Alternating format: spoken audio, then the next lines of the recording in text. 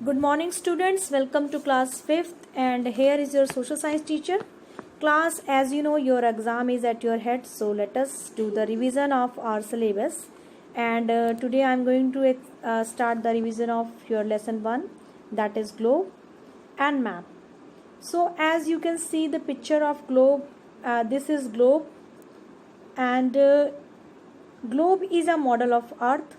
As it shows us, देखो ये जो ब्लू वाला पोर्शन है ना, it shows us the ocean, land mass and land mass is, ये जो कलरफुल आपको पिक्चर दिखाई दे रहे हैं, they are the land mass, और जो ब्लू वाले पोर्शन में है दे आर द ओशियन.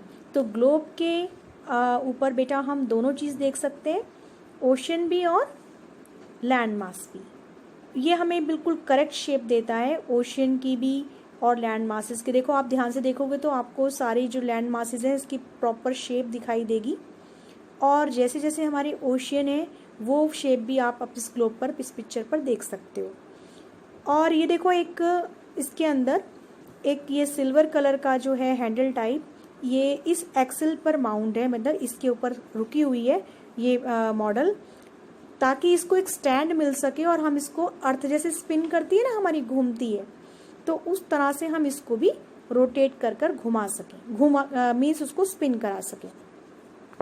लेकिन बेटा इसकी ना कुछ एडवांटेजेस डिसएडवांटेजेस भी हैं.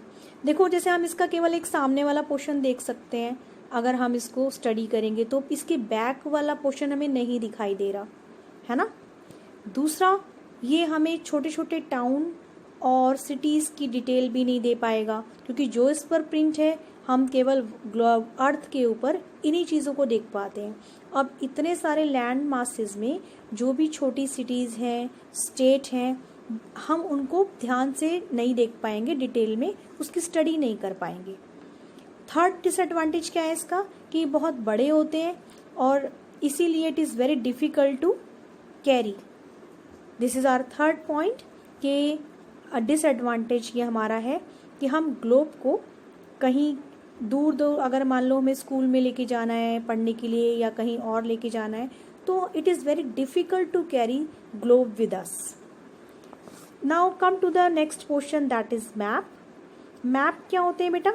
अ map is a drawing of globe, right, it is a drawing of globe.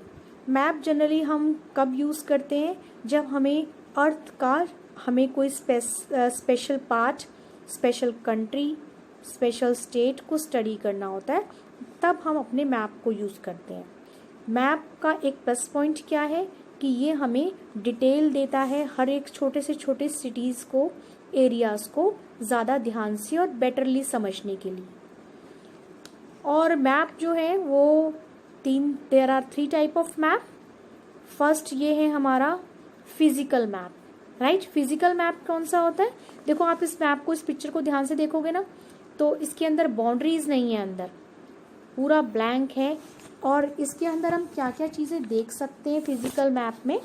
Natural features देख सकते हैं हम, कि भाई अर्थ कैसा दिखता है, इसमें कौन से पोर्शन पर माउंटेन है, कौन से पोर्शन पर प्लेट्यू है, प्लेन कहाँ है, और हम इसमें ड्रॉ कर सकते हैं रिवर और ओशियंस. जो ब्लू पोर्शन है ना, ये सारा वाटर वाला पोर्शन है. तो मैप 3 टाइप के होते हैं. फर्स्ट मैप जो आपके सामने अभी आप पिक्चर में देख रहे हो, this is a physical map, right. Physical map में मैं फिर आपको एक बार रिपीट कर रही हूँ कि mountain, plateau, plain, river, ocean and means natural features of earth. We can see the natural features of earth. Now this is a second map, picture of second map. और यहाँ पर हम, ये इंडिया का पॉलिटिकल मैप है, इसे बोलते हैं political map. So this is a second map. अब पॉलिटिकल मैप में हम सिटीज़, टाउन, विलेजेस और डिफरेंट कंट्रीज़ के भी मैप होते हैं. जैसे कि ये जो आपके सामने जो अभी मैप आप देख रहे हो, ये इंडिया का मैप है. ऐसे ही हर कंट्री का मैप हम स्टडी कर सकते हैं.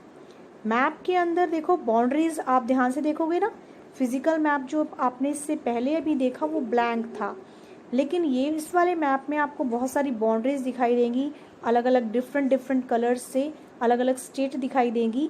और ब्लू वाले पोर्शन से हम यहाँ पर वाटर पोर्शन भी देख सकते हैं कि हमारे पास सी भी है, ओशियन भी है। तो अब देखो कितना सुंदर डिफरेंट डिफरेंट कलर से अलग अलग स्टेट हम यहाँ पर देख सकते हैं। तो ये है हमारा political map. Second map is political one. Now come to the third one. Third map हमारा होता है थेमेटिक मैप। थेमेटिक मैप कौन से मैप होते हैं बेटा?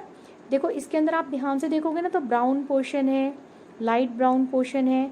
ये अलग अलग जो कलर्स हम पोर्शंस यूज़ करते हैं, इसमें ये चीज़ें हम माउंटेन्स के लिए और नेचुरल वेजिटेशन के लिए, इंडस्ट्रीज़ के लिए, रेनफॉल के लिए और मिनरल्स के लिए, इस टाइप के सारे जो थेमेटिक मैप होते हैं उसके अंदर हम इंडस्ट्रीज़, कहाँ पर हमारी कौन सी इंडस्ट्री है, कहाँ पर कितनी रेनफॉल हुई, कहाँ पर किस टाइप का वेजिटेशन है, कहाँ पर कितने मिनरल्स हैं, कौन सा मिनरल कहाँ पर पाया जाता है, these things we can study on the thematic map. Okay class, so today I am going to wind up my lecture here.